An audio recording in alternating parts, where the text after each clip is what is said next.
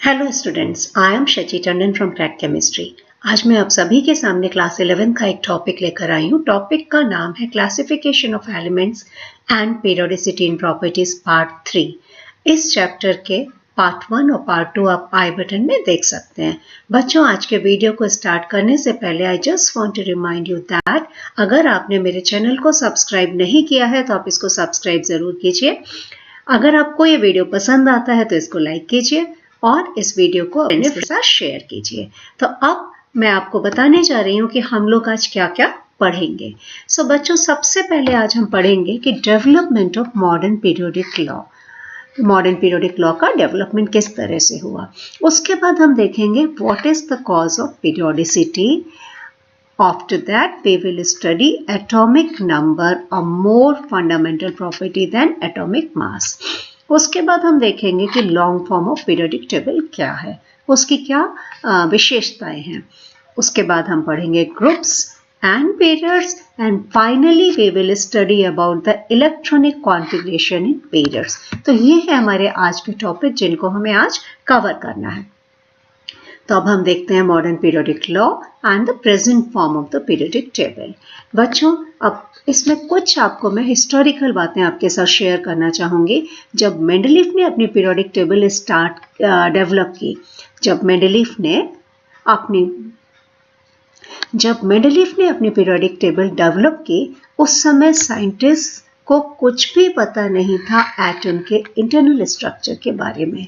लेकिन धीरे धीरे जब हमारी 20th सेंचुरी की शुरुआत हुई, उस समय बहुत सारे एक्सपेरिमेंट्स किए गए और उन एक्सपेरिमेंट्स के रिजल्ट से हमें पता चला कि एटम का अपना एक स्ट्रक्चर है। It is made up of सब एटॉमिक पार्टिकल्स। सो इसी डायरेक्शन में हमारे एक इंग्लिश फिजिसिस्ट थे, इनका नाम था हेनरी मोसले। सो हेनरी मोसले जब काम कर रहे थे तो इन्होंने पाया एक बहुत इम्पॉर्टेंट इन्होंने ऑब्जर्वेशन किया। इन्होंने देखा कि जो एलिमेंट्स जो हैं उनके एक्सरे स्पेक्ट्रा में कुछ रेगुलरिटीज हैं। सो अब आपके दिमाग में एक प्रश्न आ रहा होगा कि एलिमेंट्स का एक्सरे स्पेक्ट्रा होता क्या है। सो बच्चों, एलिमेंट्स का एक्सरे स्पेक्ट्रा से हमारा मतलब है, मोसले ने क्या किया, उन्होंने वैक्यूम में एलिमेंट्स को बम्बार्ड किया। तो जब उन्होंने ऐसा किया तो एक्सरेज प्रोड्यूस हुई। सो इन्हीं एक्सरेज में के स्पेक्ट्रा में उन्हें कुछ बहुत इम्पॉर्टेंट रेगुलरिटीज मिली। उन्होंने देखा कि जो ये एक्सरेज एमिट हुई, इन एक्सरेज की wavelength atomic number of element से रिलेटेड थी। कि जिस किसी भी एलिमेंट से एक्सरेज रिलीज हुई, वो उन एक्सरेज की वेवलेंथ उसी एलिमेंट के एटॉमिक नंबर से रिलेटेड थी, ना कि एटॉमिक मास से। उसके बाद मोसले ने एक ग्राफ प्लॉट किया, nu versus atomic number. So nu क्या है? न्यू है frequency of the X rays emitted और atomic number of the element. जब इन्होंने ग्राफ प्लॉट किया तो इन्होंने देखा कि इनको एक स्ट्रेट लाइन मिली। लेकिन जब उन्होंने यही ग्राफ प्लॉट किया एटॉमिक मास के साथ, तब उन्होंने देखा कि स्ट्रेट लाइन नहीं मिल रही थी। तो इससे बिल्कुल क्लियर हो गया कि जो प्रॉपर्टीज हैं हमारी, वो डिपेंड करती हैं एटॉमिक नंबर पर। तो उन्होंने बताया कि एटॉमिक नंबर जो है डिटरमाइन करता है position of element in the periodic table, ना कि एटॉमिक मास। और साथ ही साथ उन्होंने एक और कंक्लूजन किया, ये बहुत इंपॉर्टेंट कंक्लूजन था जिसने कि हमारे पीरियोडिक टेबल के डेवलपमेंट में हिस्टोरिकल चेंजेस ला दिए। उन्होंने बताया कि atomic number is a more fundamental property than atomic mass. So अब इस कंक्लूजन के बाद से ही काफ़ी चेंजेस आए, जैसा कि मैंने अभी आपके साथ डिस्कस किया था। तो जब उन्होंने बताया कि एटॉमिक नंबर ज़्यादा फंडामेंटल प्रॉपर्टीज़ है, तो अब नेचुरली हम देखना चाहेंगे कि एटॉमिक नंबर आखिर है क्या। आप सभी को अपने प्रीवियस क्लासेस की नॉलेज से पता है कि एटॉमिक नंबर जो होता है वो होता है न्यूक्लियर चार्ज। और आपको पता है न्यूक्लियर चार्ज क्या होता है? न्यूक्लियर चार्ज होता है equal to number of protons.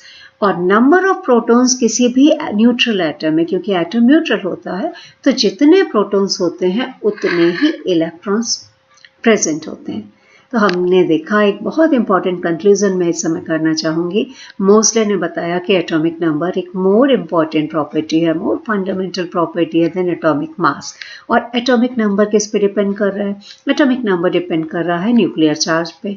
Nuclear charge होता है नंबर ऑफ प्रोटॉन्स के बराबर एंड नंबर ऑफ प्रोटॉन्स बराबर होते हैं नंबर ऑफ इलेक्ट्रॉन्स के। तो अल्टीमेटली हमने देखा कि जो इलेक्ट्रॉन्स हैं वो डिटरमाइन कर रहे हैं बहुत सारी प्रॉपर्टीज, वो डिटरमाइन कर रहे हैं पीरियोडिसिटी।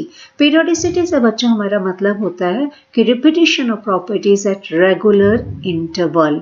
सो अब जब हमने देखा कि अल्टीमेटली हमारे आ गए इलेक्ट्रॉन्स जो डिसाइड कर रहे हैं कि पीरियोडिसिटी का कारण क्या है, वही बता रहे हैं कि पीरियोडिसिटी क्यों हो रही है, तब अब हम आसानी से समझ सकते हैं दो और टर्म्स मैं इस समय इंट्रोड्यूस करना चाहूँगी। ये दो टर्म्स हैं हमारे, एक तो है क्वांटम नंबर।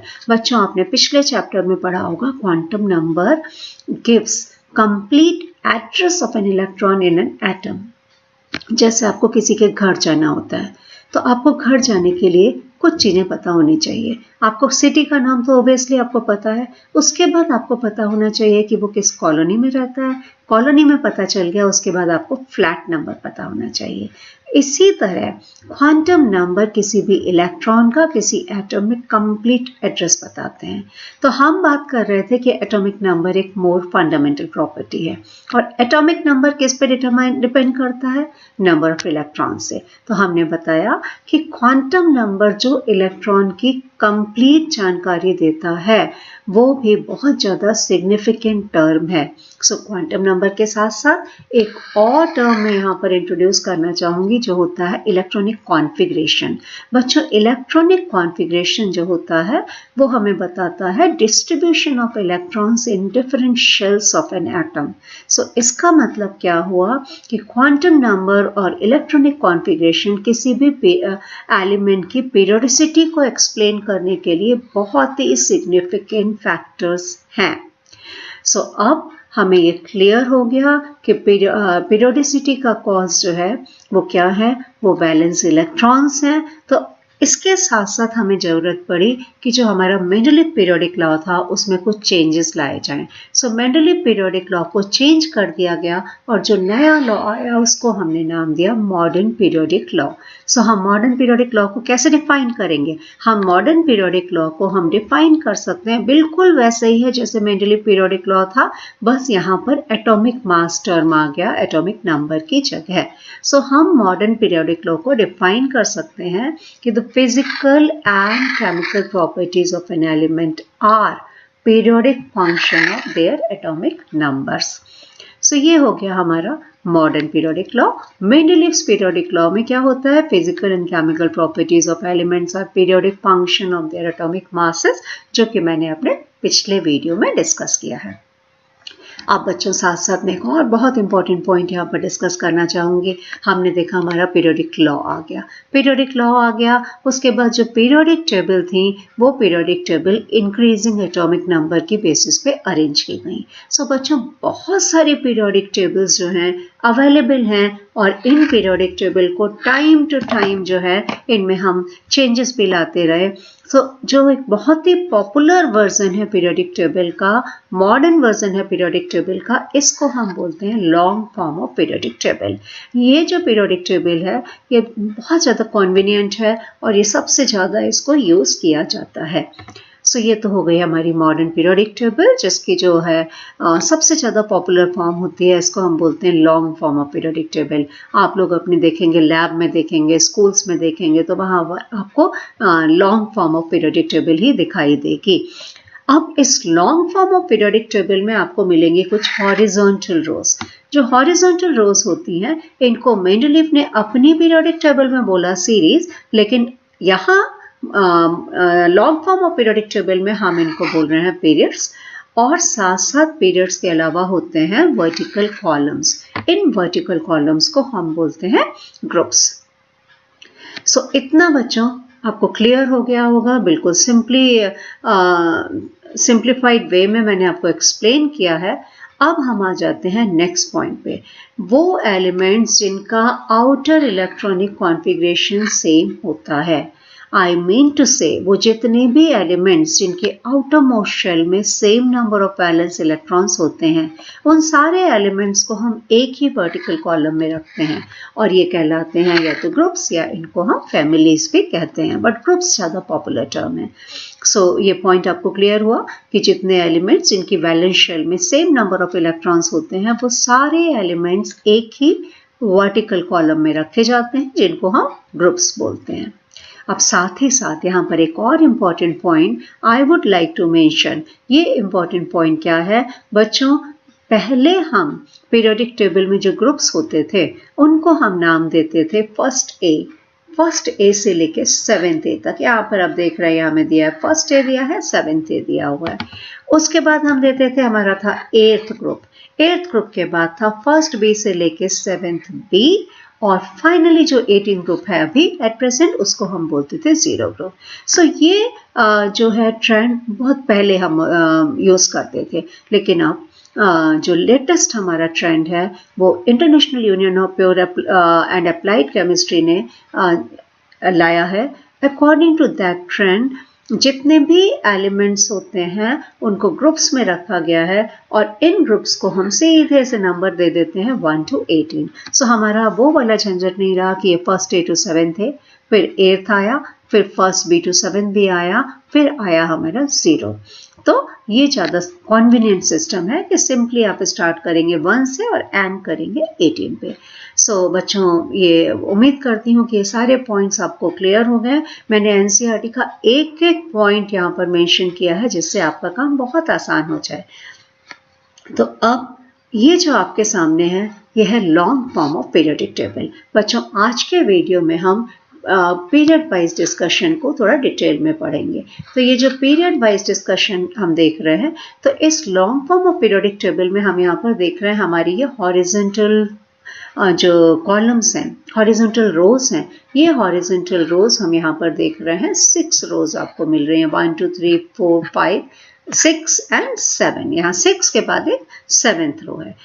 तो बच्चों ये जो है हमारी long form of periodic table, इसमें आपको मिल रहे हैं 7 हॉरिजॉन्टल रोज।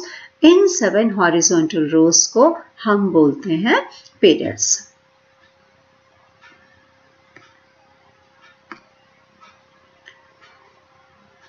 तो बच्चों ये आपके सामने जो है इसको हम बोलते हैं long form of periodic table. आज हम आपके साथ पीरियड वाइज एलिमेंट्स का अरेंजमेंट हम देखेंगे। तो आप देख सकते हैं कि इस long form of periodic table में 7 हॉरिजॉन्टल रोज आपको दिख रही हैं।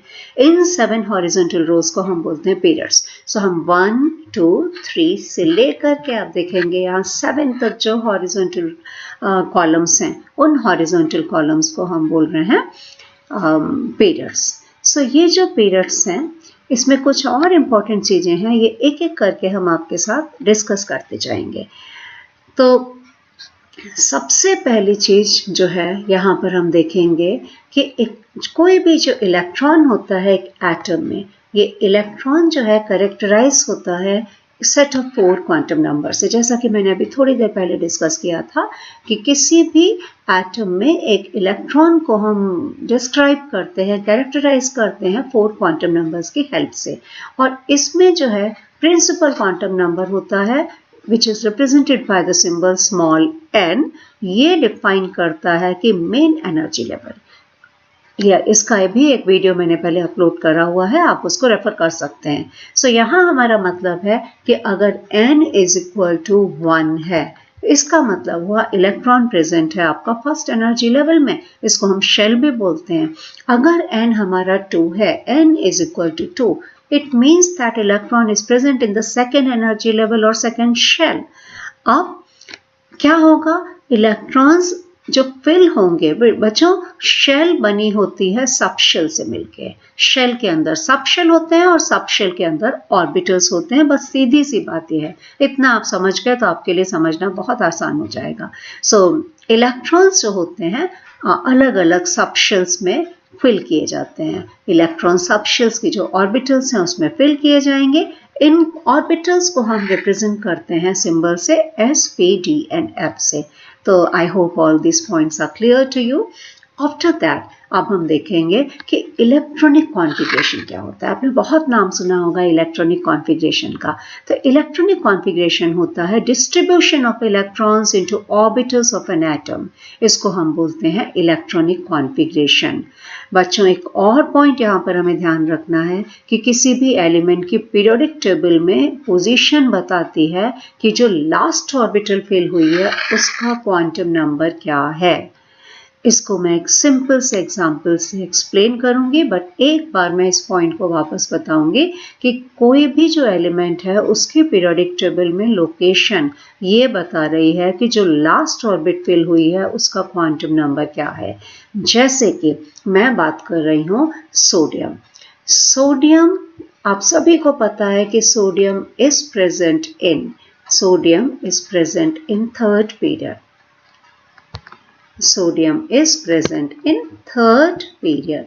सो जब सोडियम थर्ड पीरियड में प्रेजेंट है, इसका मतलब जो लास्ट ऑर्बिटल है उसके लिए क्वांटम नंबर जो है 3 है। सो हम यहाँ पर कह सकते हैं principal quantum number n is equal to 3। यहाँ पर n मैं लिख देती हूँ, n हो गया हमारा प्रिंसिपल क्वांटम नंबर।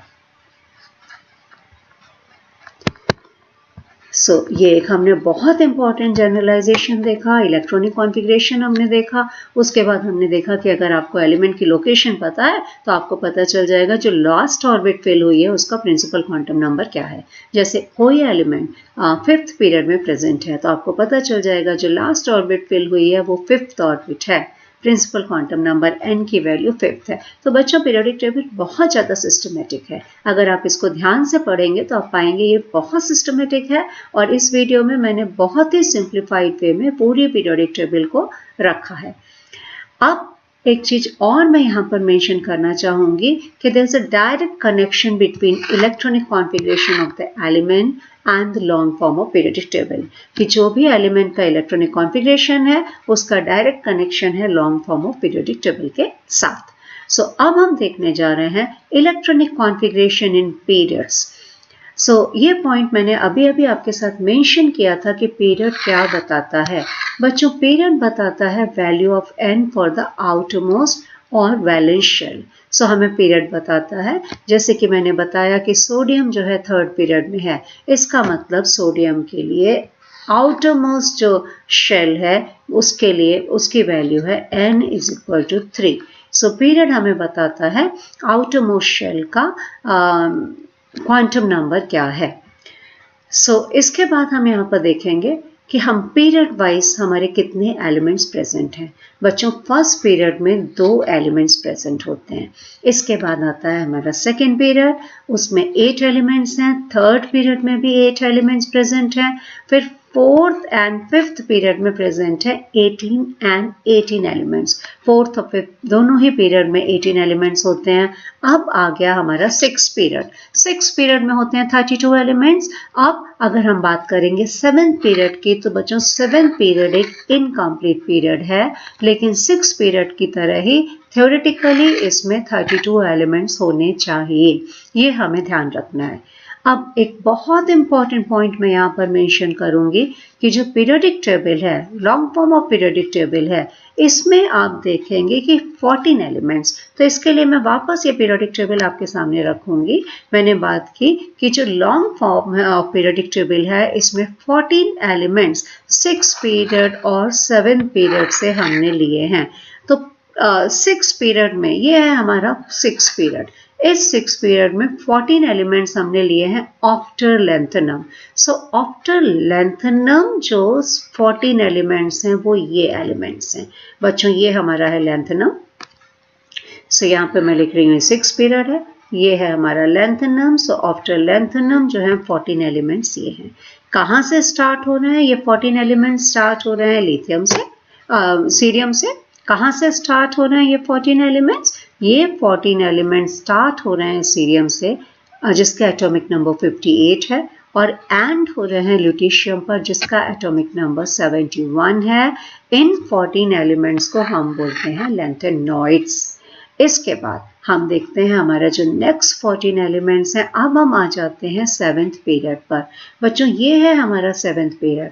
तो जो 7th पीरियड है, 7th पीरियड में एक्टिनियम के बाद जो नेक्स्ट 14 एलिमेंट्स हैं, सो ये मैंने यहाँ से शुरू किया है। एक्टिनियम के बाद नेक्स्ट 14 एलिमेंट्स जो हैं ये कहलाते हैं एक्टिनॉइड्स। सो जो 14 एलिमेंट्स कहाँ से स्टार्ट हो रहे हैं? 90 थोरियम से स्टार्ट होके लॉरेंशियम 103 पर ये एलिमेंट एंड हो रहे हैं।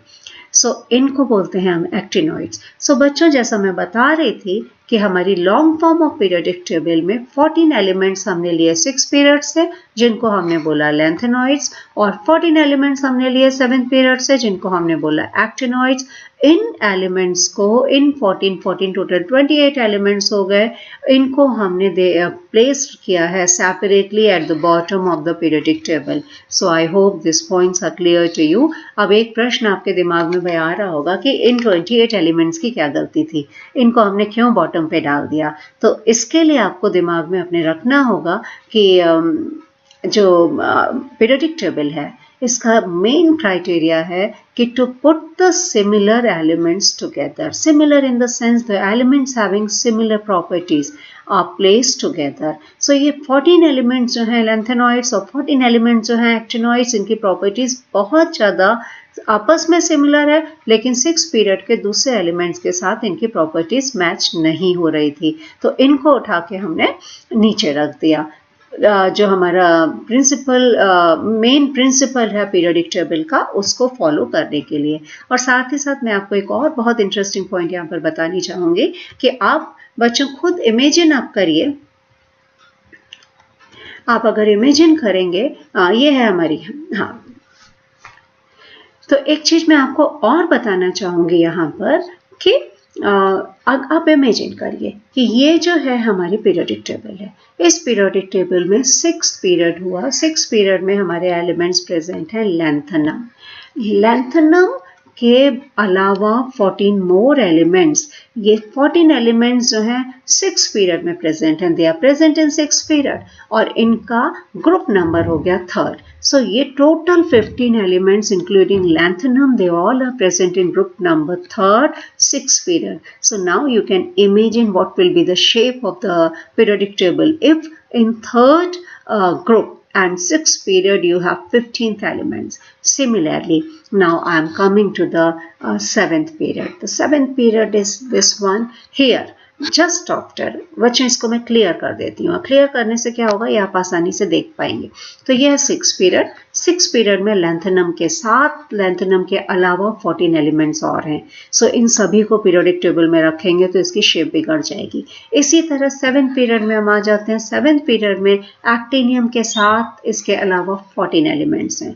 तो जब हम इन 14 एलिमेंट्स को 3rd ग्रुप में और 7th पीरियड में रखेंगे तो उसकी पूरी शेप बदल जाएगी। तो हमारा मेन पॉइंट यही है कि ये जो 14 एलिमेंट्स हमने पीरियोडिक टेबल में रखे हुए हैं बॉटम में, तो मेन एम यही है कि हम पहली चीज तो है कि जो elements with similar properties are placed together, और दूसरा है to retain the shape of the periodic table. ये एलिमेंट्स हमारे बॉटम पे रखे गए हैं, पीरियोडिक टेबल के बॉटम पे रखे हैं। अब हम आसानी से देख सकते हैं बच्चों, इसके बाद थोड़ा सा हम पीरियड वाइज डिस्क्रिप्शन करने जा रहे हैं। सो वी कैन रेडिली सी कि number of elements in each period, हम अगर पीरियड वाइज बात करेंगे तो हम देखेंगे कि हर एक पीरियड में नंबर ऑफ एलिमेंट्स जो होता है वो होता है twice the number of atomic orbitals available.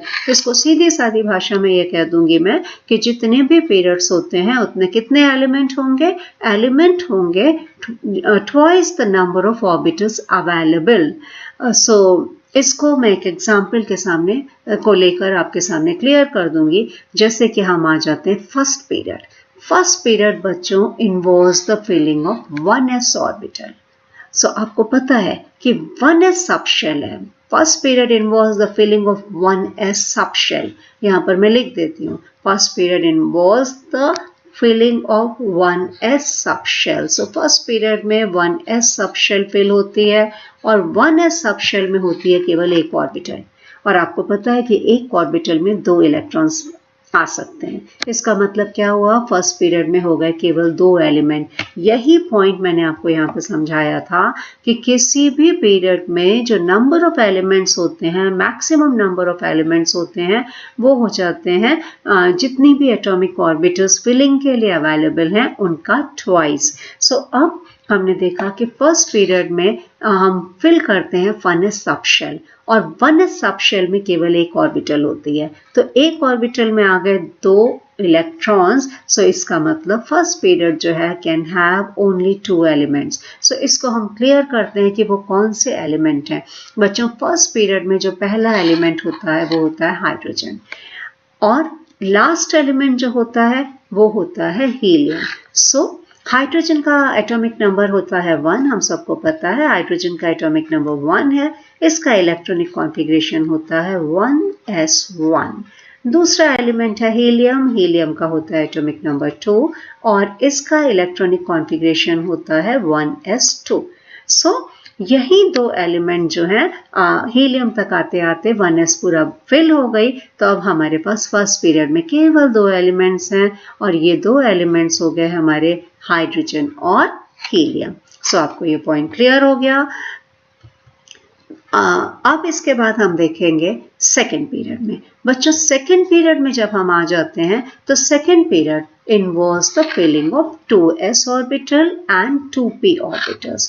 तो सेकेंड पीरियड में हमारी जो शेल्स फिल हो रही हैं, इसको मैं सब शेल्स है। बच्चों, अब हम जब सेकेंड पीरियड में आ जाते हैं तो second period involves the filling of 2s subshell. 2s subshell में होती है एक ऑर्बिटल, और it involves the filling of 2p subshell also।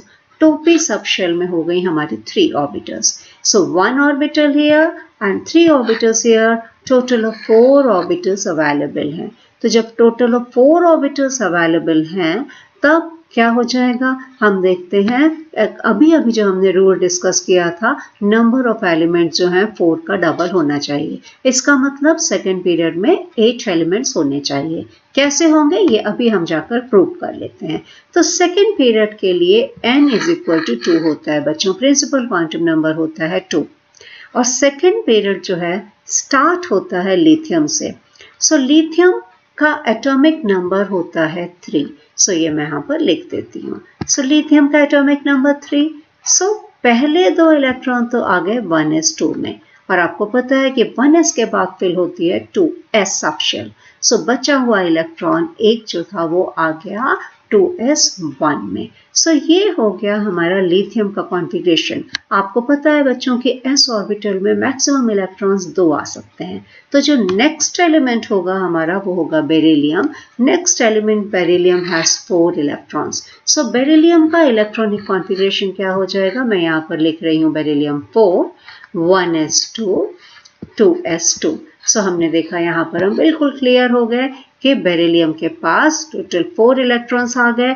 अब बेरिलियम में आके 2s हो गई finish. 2s is completely fill. अब कौन सी ऑर्बिटल की फिलिंग स्टार्ट होगी बच्चों, 2p की फिलिंग स्टार्ट होगी। सो नेक्स्ट एलिमेंट जो है बोरोन, बोरोन का एटॉमिक नंबर होता है 5।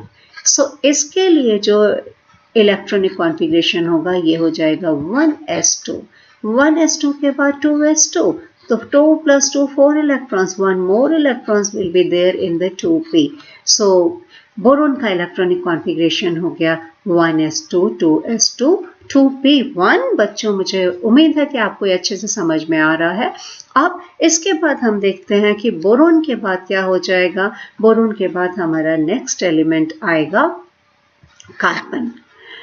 कार्बन का एटॉमिक नंबर 6 है। तो कार्बन का जब एटॉमिक नंबर 6 है तो उसका इलेक्ट्रॉनिक कॉन्फ़िगरेशन हो जाएगा 1s2, 2s2, 2p2। सो ये हो गया कार्बन। इस तरह से फिल करते करते जब हम लास्ट एलिमेंट पर आएंगे, लास्ट एलिमेंट सेकेंड पीरियड का है हमारा नियॉन। नियॉन का एटॉमिक नंबर होता है 10, और इसका इलेक्ट्रॉनिक कॉन्फ़िगरेशन हो जाएगा 1s2, 2s2, 2p6। सो ये हो गए नियॉन के 10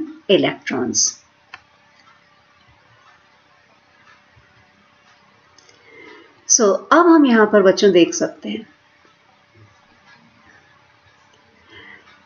तो अब हम यहाँ पर बच्चों देख सकते हैं कि चूंकि टोटल 4 ऑर्बिटल्स अवेलेबल हैं, देयरफॉर सेकेंड पीरियड में 8 एलिमेंट्स आर प्रेजेंट। अब हम आ जाते हैं थर्ड पीरियड पे।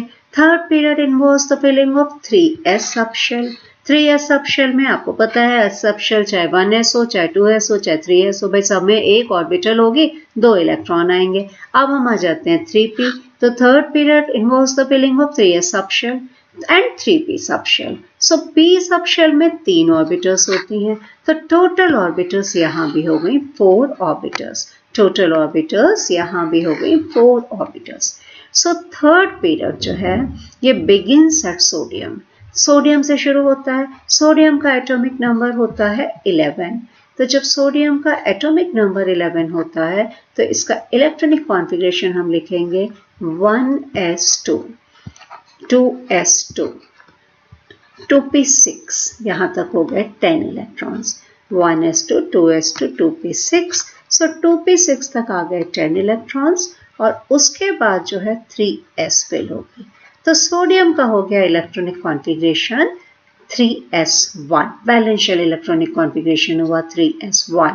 अब हम देखते हैं सोडियम के बाद जो है नेक्स्ट एलिमेंट हमारा आ जाता है। तो अब हम देखते हैं सोडियम के बाद आ जाता है हमारा नेक्स्ट एलिमेंट होता है मैग्नीशियम। सो मैग्नीशियम का इलेक्ट्रॉनिक कॉन्फ़िगरेशन क्या हो जाएगा 1s2, 2s2, 2p6 and 3s2। सो हमने देखा मैग्नीशियम तक आते आते 3s सबशेल पूरी की पूरी फिल हो गई। अब successive filling of 3s and 3p orbitals जो है ये इस पीरियड में 8 एलिमेंट्स देते हैं। तो हमारा जो थर्ड पीरियड है शुरू होता है सोडियम से और एंड हो जाता है आर्गन पर। तो आर्गन का बच्चों आपको पता है कि एटॉमिक नंबर जो होता है आर्गन का एटॉमिक नंबर होता है 18। सो इसका इलेक्ट्रॉनिक कॉन्फ़िगरेशन भी मैं यहाँ पर लिख लेती हूँ कि इलेक्ट्रॉनिक कॉन्फ़िगरेशन हुआ 1s2, 2s2, 2p6 तक हो गए हमारे 10 इलेक्ट्रॉन्स। उसके बाद आया 3s2, 3p6। सो ये हो गया हमारा इलेक्ट्रॉनिक कॉन्फ़िगरेशन आर्गन का।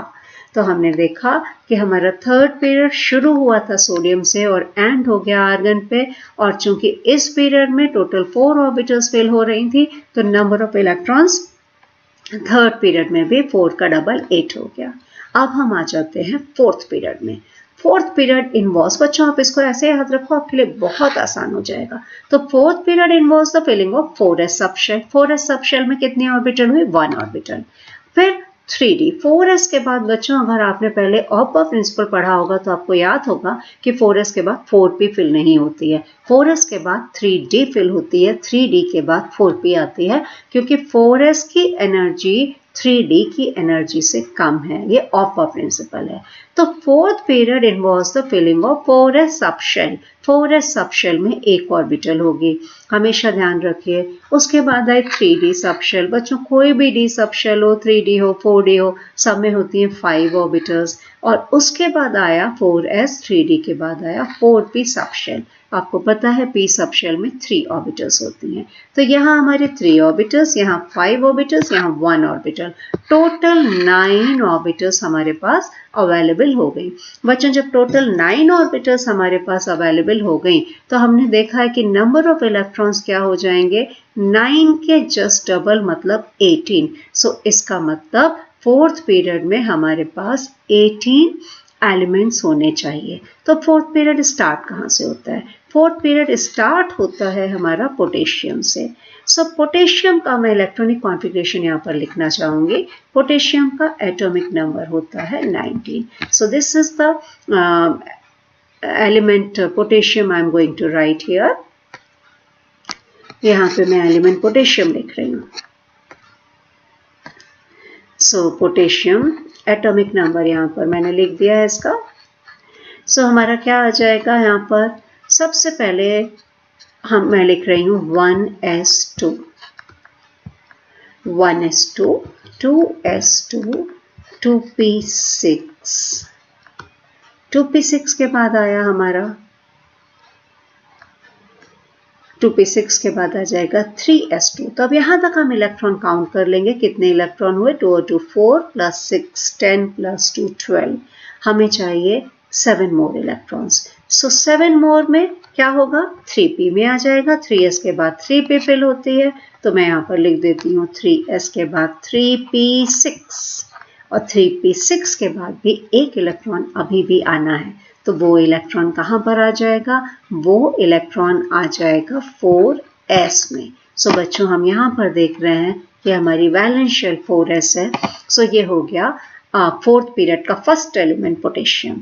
और इसके बाद पोटेशियम के बाद जो है हमारा नेक्स्ट एलिमेंट आ जाता है कैल्शियम। कैल्शियम का एटॉमिक नंबर 20 होता है।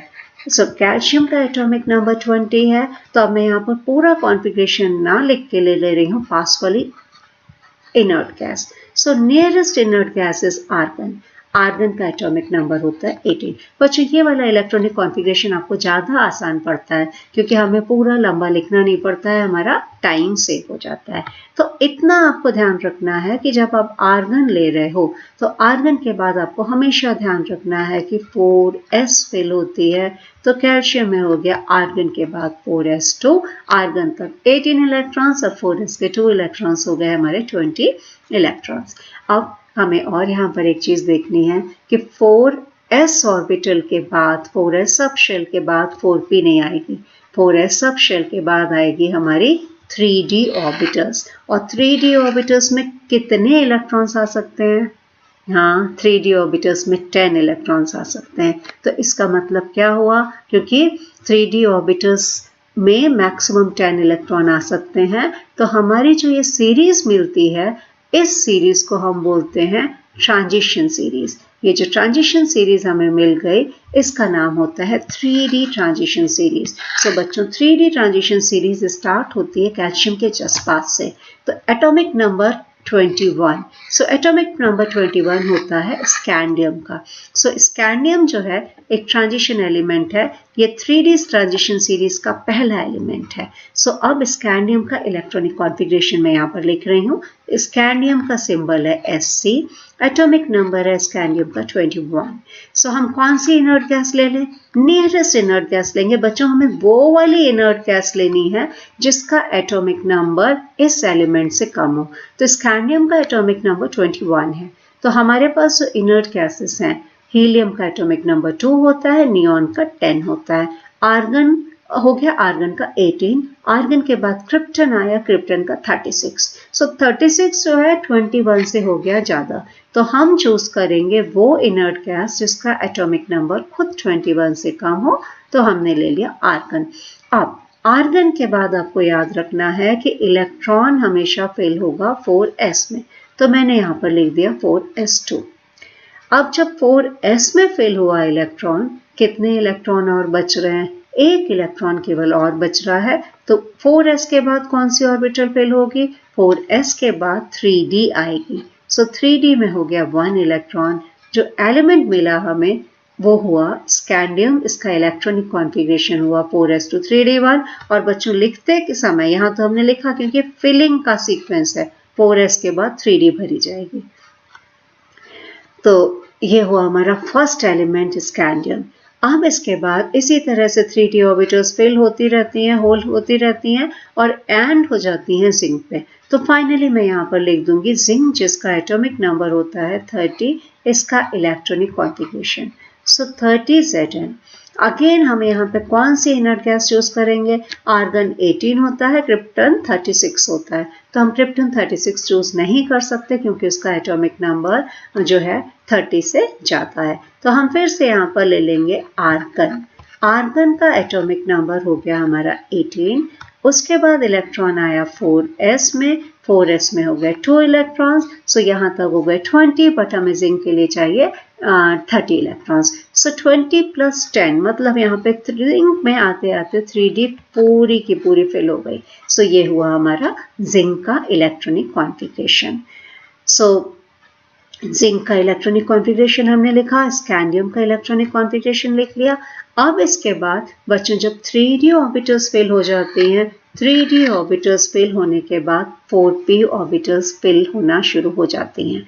तो जब जिंक के बाद जो एलिमेंट होगा, जिंक तक 3d कंप्लीट हो गई, 4p शुरू हो जाएगी फिल होना, और जो फोर्थ पीरियड है it ends at krypton. Fourth period खत्म कहाँ पर होता है? क्रिप्टॉन में, और क्रिप्टॉन में आते आते पूरी की पूरी जो 4p शेल है वो फिनिश हो जाती है। अगर हम चाहें तो हम यहाँ पर क्रिप्टॉन का इलेक्ट्रॉनिक कॉन्फ़िगरेशन लिख सकते हैं।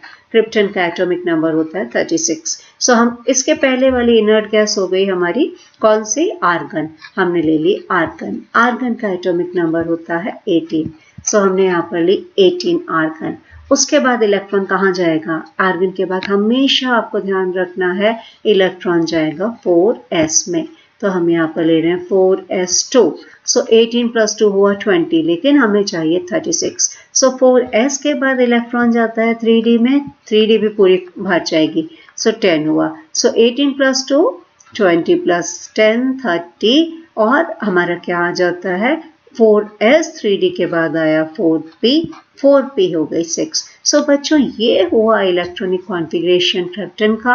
यहाँ पर आपको एक चीज हमेशा ध्यान रखनी है कि सीक्वेंस जो है ऑब्बा प्रिंसिपल के हिसाब से होना चाहिए। 4s के बाद 3d आया, 3d के बाद 4p आया, लेकिन लिखने के समय हम क्या करते हैं? लिखते समय आप देखेंगे, आपको अपनी बुक्स में भी दिखाई देगा, हम जो लोअर क्वांटम नंबर है उसको पहले लिखते हैं। तो जब हम लिखेंगे तो क्या हो जाएगा? 3d 10, 4s2, 4p 6।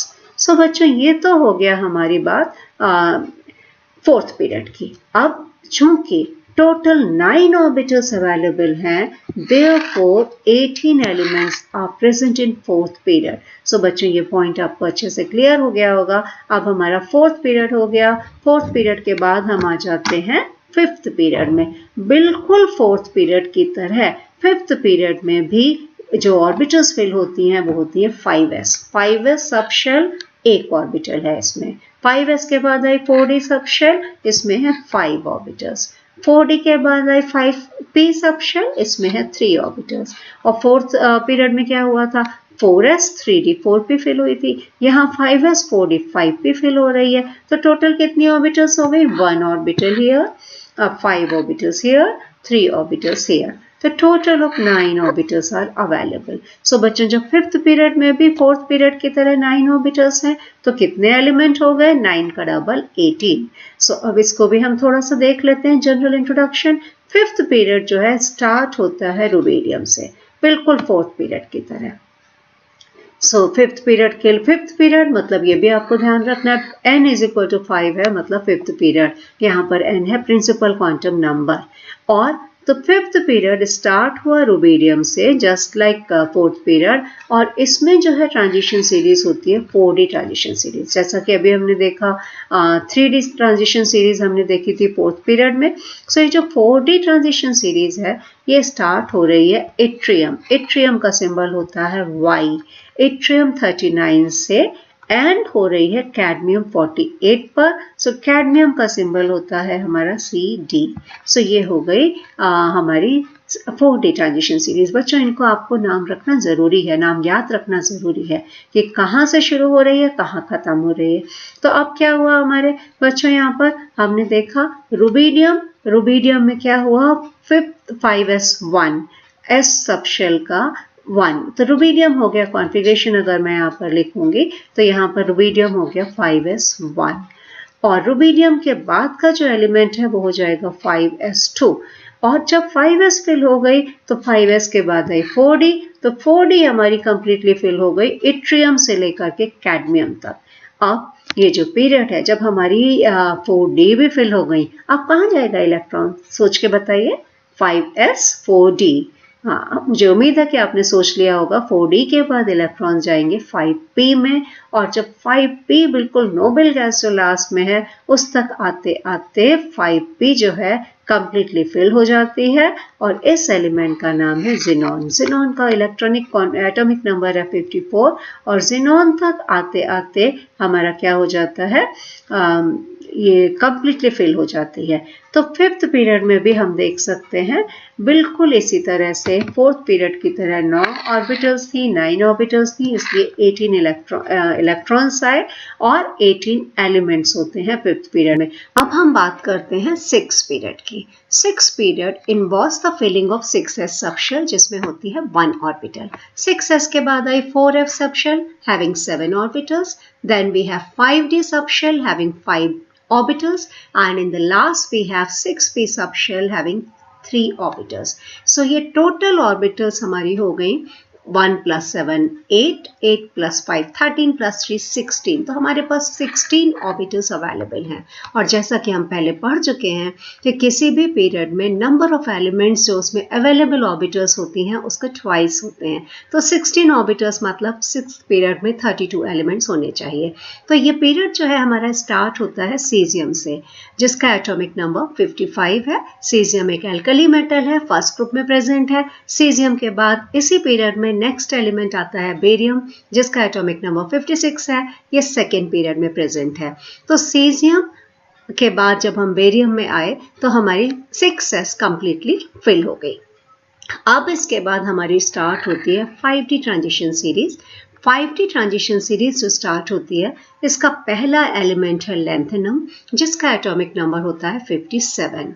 और लैंथेनम के बाद हमारा आ जाता है नेक्स्ट 9 एलिमेंट्स, हाफनियम 72 से लेके मरकरी, जिसका एटॉमिक नंबर 80 है। सो ये 9 एलिमेंट्स हो गए हमारे यहाँ और 1 एलिमेंट हो गया लैंथेनम। तो 9 plus 1 हो गए total 10 elements which are present in the 5d transition series. अब बच्चों इसके बाद हम देखेंगे कि जो हमारी 4f ऑर्बिटल है लैंथेनम के बाद, हमने यहाँ पर देखा कि लैंथेनम हमारा आ रहा है, लैंथेनम के बाद 4f ऑर्बिटल फिलिंग शुरू हो जाती है। तो 4f ऑर्बिटल जो फिलिंग शुरू होती है ये स्टार्ट होती है सीरियम 58 से लेकर के ल्यूटीशियम 71 पर एंड होता है। तो हमें यहाँ पर मिलता है 4f इनर ट्रांजिशन सीरीज और इस सीरीज को हम बोलते हैं लैंथेनॉइड सीरीज। और इसका मतलब क्या हुआ, हमारे इस पीरियड में टोटल 16 ऑर्बिटल्स अवेलेबल है, इसलिए हम कह सकते हैं कि 32 elements are present in the 6th period. अब इसके बाद हम आ जाते हैं 7th पीरियड पर। 7th period involves the filling of 7s subshell. पिछले पीरियड की तरह हम देख सकते हैं having 1 orbitals, then after 7s 5f is filled having 7 orbitals, then after 5f 6d subshell is filled having 5 orbitals, then in the last 7p subshell is filled which is having 3 orbitals. So इनको जब हम count करेंगे हम देखेंगे total of 16 orbitals are available. ये period start होता है francium atomic number 87 से और इस पीरियड में फ्रेंशियम के बाद जो नेक्स्ट एलिमेंट हमारा आ जाएगा सेकेंड पीरियड का वो हमारा हो गया रेडियम। और इसके बाद हमारी 6d ट्रांजिशन सीरीज होती है जो स्टार्ट होती है एक्टिनियम से। तो 6d ट्रांजिशन सीरीज में भी पिछली सीरीज की तरह 10 एलिमेंट्स होते हैं। इसमें पहला एलिमेंट है एक्टिनियम जिसका एटॉमिक नंबर है 89। उसके बाद हमारे 9 एलिमेंट्स आते हैं जो रदरफोर्डियम 104 से शुरू होकर ऑर्गेनेसॉन जिसका सिंबल है OG एटॉमिक नंबर 118 तक आते हैं। तो 9 एलिमेंट्स हो गए ये, 1 एलिमेंट एक्टिनियम। सो 9 plus 1 हमारे पास हो गए total 10 elements which are present in the 6d transition series.